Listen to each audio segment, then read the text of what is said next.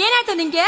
ಹಾ ಅಮ್ಮ ನಾ ಸೇಲಾದೆ ಅಮೆರಿಕಾ ಪಾಲಾದೆ, ಅಮ್ಮ ನಾ ಸೇಲಾದೆ ಅಮೆರಿಕಾ ಪಾಲಾದೆ.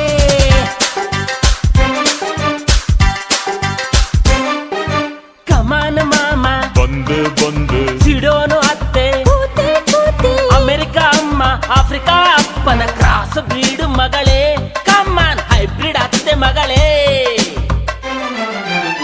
ಏನ್ ಹೇಳ್ತಾ ಇದೀಯೋ? ನಂಗೊಂದು ಅರ್ಥ ಆಗ್ತಿಲ್ಲ.